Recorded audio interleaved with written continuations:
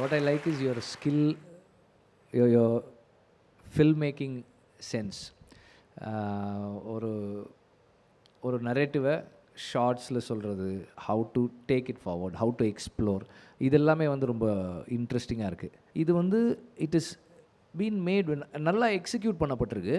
ஆனால் இன்னும் கண்டென்ட்டில் இன்னும் கொஞ்சம் ஒர்க் பண்ணியிருக்கலாமோன்னு தோணுது. அண்ட் ஐ ஃபீல் தட் ஒரு எண்டில் வந்து இந்த அவரே தன்னை வச்சு தானே ஒரு எக்ஸ்பெரிமெண்ட் பண்ணி அதுக்கான ரிசல்ட்டும் அவர் கொடுத்துருக்காருன்றது இருக்கு இல்லையா, அது வந்து தன்னோட மகளையும் அவர் எக்ஸ்பெரிமெண்ட் பண்ணார்.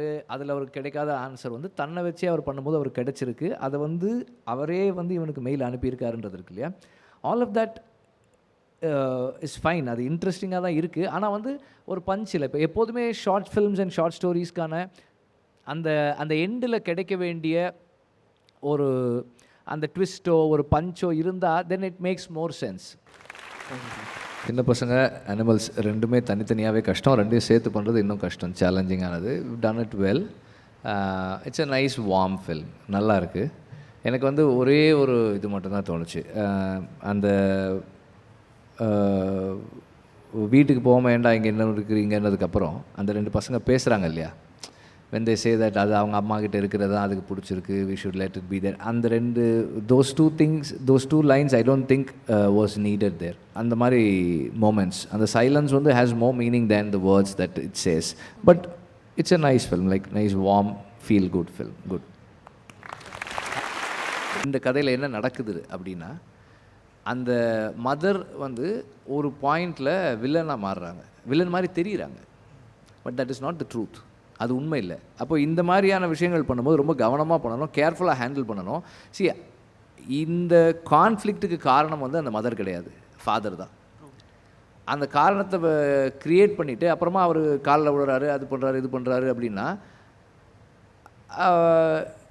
எதுக்கு அப்படி உடனே மன்னிக்கணும், எதுக்கு அப்படி விடணும், அந்த ஒரு கொஸ்டின் வருது. இப்போ காலில் விழுதுன்னா அது ஒரு எப்படி சொல்கிறது, அவனோட மேக்ஸிமம் எஃபர்ட், அது ஃபேமிலி பிரேக் ஆகக்கூடாதுன்றது. அது அவ்வளோ வீக்காக அவ்வளோ மீக்காக இருக்கக்கூடாது. It should have been stronger. நான் அப்படி ஒரு சுச்சுவேஷன் க்ரியேட் பண்ணியிருக்க மாட்டேன். நான் எழுதுறதா இருந்தால் அப்படி க்ரியேட் பண்ணுறதா இருந்ததுன்னா நீங்கள் அதை இன்டென்ஸாக பண்ணணும், அது ரொம்ப ஸ்ட்ராங்காக இருக்கணும். அவர் வந்து ஏதோ கடமைக்கு ஏதோ பண்ணுறாரு, அந்த அம்மாவும் கடமைக்கு வேண்டான்றாங்க, அப்படி இருக்குது. ஸோ அதனால் அது கொஞ்சம் இதாக தெரியுது.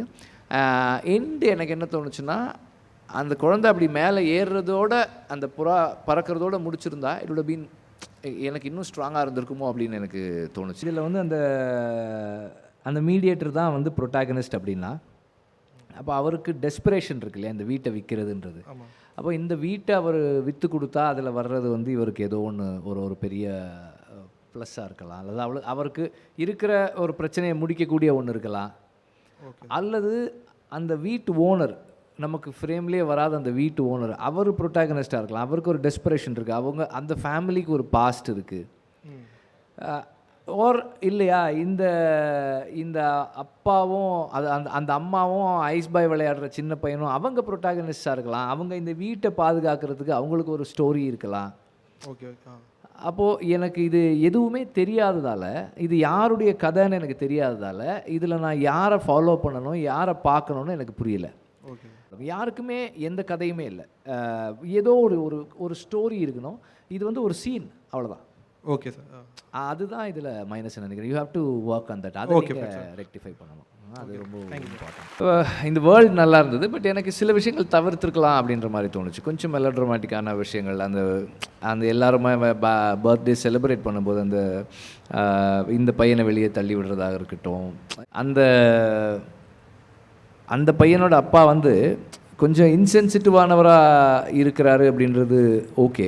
ஆனால் அது அவரை வில்லனாக்குறது இருக்கு இல்லையா, அது கொஞ்சம் இதாக இருந்தது. அப்புறம் வந்து அதில் இப்போது திருடிட்டியா அப்படின்னு சொல்லிட்டு அவர் வந்து அம்மா முன்னாடியே வந்து அடிக்கிறாரு பையனை. இம்மீடியட்டாக அம்மா வந்து ரெஸ்பாண்ட் பண்ணாங்க, என்னன்னு கேட்பாங்க. அங்கே ஒன்றுமே கேட்காம கூப்பிட்டு போக மாட்டாங்க. எல்லோரும் பர்த்டே செலிப்ரேட் பண்ணலாம் வாங்கன்னு கூப்பிட்ற இடம்லாம் வந்து ரொம்ப அவர் பர்ஃபார்ம் பண்ணியிருந்த விதம்லாம் கொஞ்சம் இதாக இருந்தது. அது தவிர்த்துருக்கலாமோன்னு தோணுச்சு. இப்போ அந்த பசங்களோட வேர்ல்டு, அந்த அம்மா எப்படி அண்டர்ஸ்டாண்ட் பண்ணிக்கிறாங்க, அது நல்லா இருந்தது. படம் பார்த்துட்டு இருக்கும்போதே வந்து நாங்கள் பேசியிருந்தோம், மியூசிக் பற்றி பேசியிருந்தோம். யார் உங்கள் மியூசிக் டைரக்டர்? அக்குன்னு ஒரு பேண்ட் டீம் சார். நல்லா இருந்தது. எங்கள் ஸ்பேஸ்க்குள்ளே இருந்தது. இந்த சென்ஸ் லைக் இளையராஜா சார் ஸ்பேஸ்க்குள்ளே இருந்ததால் இம்மீடியட்டாக கனெக்ட் பண்ணிக்க முடிஞ்சது எங்களுக்கு. நல்லா ஒர்க் ஆச்சு. ஓவராலாக படம் வந்து ஐ ஃபீல் தட் உங்கள் ஃபர்ஸ்ட் படத்துலேருந்து இந்த படம் வரைக்கும் இந்த படத்துக்குள்ளே வந்து நிறைய இம்ப்ரூவ்மெண்ட் இருக்குது. I am seeing a lot of growth and it is good thing. அந்த பையன் ஒரு பெரிய ப்ளஸ், நல்லா பண்ணியிருக்கான், அவனும் நல்லா பண்ணியிருக்கான். ஓவராலாகவே வந்து த ஐடியா ஆக்சுவலாக அந்த நாய்க்குட்டி கதையும் இந்த நாய்க்குட்டி கதையும் கிட்டத்தட்ட ஒரே கதை தான், ரெண்டும் ஒரே கதை தான். ஆனால் அது ரெண்டுமே வெவ்வேறு விதமாக கையாண்டிருக்கீங்க. இந்த நல்லா இருக்குது. எனக்கு அந்த எண்டெல்லாம் ரொம்ப பிடிச்சிருந்தது. It works well. அந்த சலூனில் ஸ்டார்ட் பண்ணாமல் இருந்திருந்தால் பெட்டராக இருந்திருக்கும்னு நினைக்கிறேன். ஆஃபீஸ்லேருந்து போய் ஒரு கதையாக ஸ்டார்ட் ஆகிருந்தால் it might have work better for me I think. ஏன்னா எடுத்த உடனே ஒன்று பார்த்துடுறோம், அப்புறமா ஒன்று, அதுக்கப்புறமா ஒன்றுன்னு தொடர்ந்து ஒன்று பார்க்கும்போது it's not working. Short to well சரியாக எடுத்திருக்கீங்கன்றது ஒன்று தான் உங்களுக்கு ஃபேவராக இந்த படத்தில் இருக்கும். That's it. முதல்லையும் இதே மாதிரி ஒரு சோஷியல் இஷ்யூ எடுத்து தான் பண்ணியிருந்தீங்க. இப்போவும் அதே மாதிரி ஒரு இஷ்யூ தான் எடுத்து பண்ணியிருக்கீங்க. இது எப்போதுமே இஷ்யூ பேஸ்ட் ஃபில்ம்ஸ் பண்ணும்போது நம்ம முதல்ல வந்து அந்த ஒரு இஷ்யூவை நம்ம ஃபஸ்ட்டு பார்த்துட்டு அதுக்கப்புறம் அதை அண்டர்ஸ்டாண்ட் பண்ணிக்கணும். முதல்ல அந்த இஷ்யூனுடைய ப்ரோஸ் அண்ட் ரெண்டு சைடும் நம்ம அண்டர்ஸ்டாண்ட் பண்ணிக்கணும் ஃபஸ்ட்டு. அடுத்தது வந்து அந்த உலகத்தை நாம் முழுசாக தெரிஞ்சுக்கணும். நம்ம போய் அங்கே இருந்து அவங்க லைஃப் ஸ்டைல் என்ன, அவங்க எப்படி பிஹேவ் பண்ணுவாங்க, என்ன மாதிரியான விஷயங்கள் இருக்கும், உங்கள் காஸ்டிங் உட்பட நீங்கள் அதுக்கு சின்சியராக இருக்கணும். இதில் அப்பாவை நடிக்கிறவர் வந்து தாடியெல்லாம் ரொம்ப நீட்டாக ஷேப்பெல்லாம் பண்ணி இப்போ இருக்கிற அந்த ஸ்டைலில் வச்சுருக்கார் அவர். தாடி ரொம்ப ரொம்ப ஸ்டைலிஷாக இருக்காது. அது வந்து அந்த வேர்ல்ட்லேருந்து ஏலியனேட் பண்ணுற மாதிரி. ரெண்டாவது, இது எந்த இடத்துல நடக்கிறதா நீங்கள் கதை பண்ணியிருக்கீங்க? ராமேஸ்வரம். சரி, அந்த மக்கள்லாம் ராமேஸ்வரம் அந்த ஸ்லாங் பேசுகிறாங்களா? அது கொஞ்சம் நம்ம கவனமாக இருக்கணும்னு நினைக்கிறேன். ஏன்னா அந்த வேர்ல்டு நமக்கு அந்த உண்மையாக வரணும்னா அது கொஞ்சம் முக்கியம்னு நான் நினைக்கிறேன். ஏன்னா நான் ரொம்ப ஸ்பெசிஃபிக்காக இருப்பேன். எந்த பகுதியில் கதை நடக்குதோ அந்த வட்டார வழக்கு அந்த மக்கள் பேசணும்னு நான் ரொம்ப ஸ்பெசிஃபிக்காக இருப்பேன். அந்த வாழ்க்கையை நீங்கள் இன்னும் கொஞ்சம் பெட்டராக தெரிஞ்சிக்கிட்டு இருந்தீங்கன்னா கொஞ்சம் பெட்டராக இருந்திருக்கும்னு நினைக்கிறேன். நான் எப்போதும் போல் உங்கள் அக்கறை வந்து ரொம்ப மரியாதைக்குரியது. எனக்கு வந்து உங்களோட முதல் 2 படங்கள் ரொம்ப பிடிச்சிருந்தது. ரெண்டுமே வெரி நியூ டேக். அந்த ஃபஸ்ட்டு சிங்கிள் ஷாட்டில் பண்ண அந்த படமாக இருக்கட்டும், அடுத்தது வந்து அந்த husband wife, tripping husband wife, அதுவும் ரொம்ப நல்லா இருந்தது. இது I think I will not comment on this film. நம்ம பசங்களுக்கு என்ன கொடுக்குறோமோ அதுதான் வரும் அப்படின்றது இதனுடைய பேசிக் ஐடியாவாக இருக்குது. தட்ஸ் அந்த பையனோட கற்பனையில் அவன் கொடுக்குற பனிஷ்மெண்ட் இல்லை. அந்த ஷர்ட்டுக்கு என்ன ஆகுது அப்படின்றது தான் அதனுடைய that is what says this. Whatever you wanted to say நல்லா தான் வந்திருக்கு, இன்ட்ரெஸ்டிங்காக இருக்குது. அண்ட் நிறைய மொமெண்ட்ஸ் இருந்தது to laugh out loud. 4-5 moments இருந்தது. Thank you sir. எத்தனை நாள் ஷூட் பண்ணிங்க இது? 5 டேஸுங்க சார். ஓகே, எங்கே ஷூட் பண்ணிங்க? திருச்சியில் குப்பை கிடங்குல சார். ஓகே, கதை வந்து அங்கே தான் செட் பண்ணியிருக்கீங்களா நீங்கள்? அந்த செட்டப் பீப்புள்ஸ் அவங்கள வச்சு தான் சார் பண்ணுறேன். இல்லை, அங்கே செட் பண்ணியிருக்கீங்கன்னு எஸ்டாப்ளிஷ் பண்ணியிருக்கீங்களா எங்கேயாவது? பண்ணலங்க சார். ஓகே, ஏன்னா எனக்கு ஒவ்வொருத்தர் ஒவ்வொரு ஸ்லாங் பேசுகிறாங்க, ஒவ்வொருத்தர் ஒவ்வொரு மாதிரி லாங்குவேஜ் பேசுகிறாங்க. நமக்கு அசஸ் பண்ண முடியல, ஜட்ஜ் பண்ண முடியல எங்கன்னு. நான் முதல்ல இனிஷியலாக வந்து நான் சென்னையில் நடக்குதுன்னு நினச்சேன். அப்புறமா பார்த்தா மதுரை ஸ்லாங் பேசுனாங்க ஒரு 2 பேர். சரி, அப்போ மதுரையில் நடக்குது போல் இருக்குது, அதனால தான் கேட்டேன் நான்.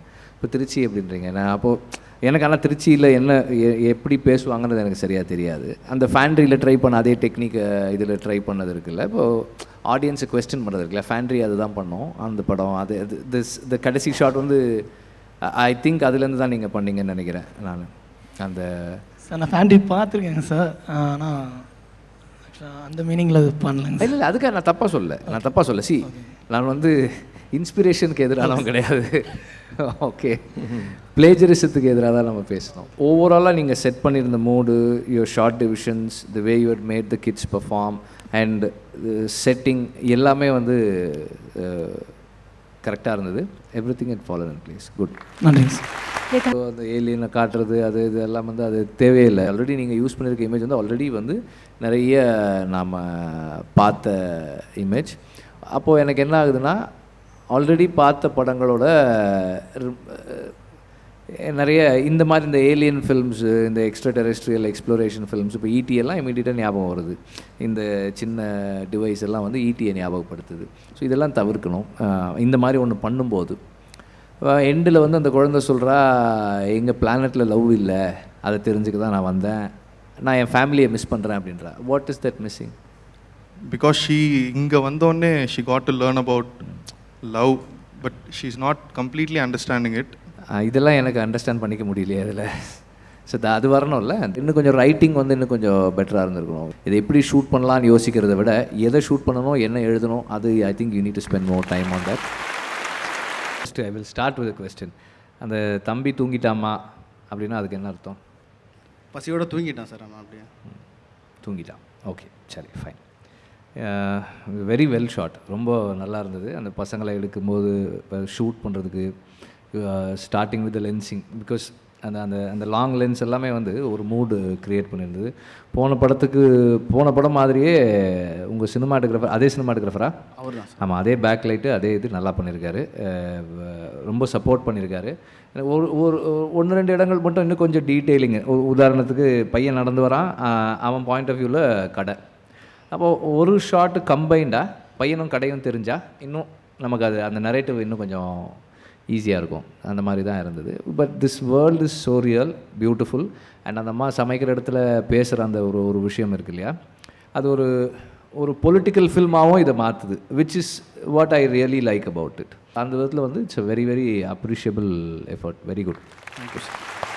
ஓவராலாகவே எனக்கு இது டேக் நல்லா இருந்தது. அதாவது இந்த படத்தினுடைய தொடக்கத்திலேருந்தே வந்து அந்த பையனை, அந்த அப்பாவை அந்த பையன் ஈஸ் இமிட்டேட்டிங். அவன் அப்படியே அவர் என்ன பண்ணுறாரோ அதை பண்ணிகிட்டே இருக்கிறான் அப்படின்றது தான். அதுக்குள்ளே வந்து ஒரு 3 ஜெனரேஷன் இருக்குது.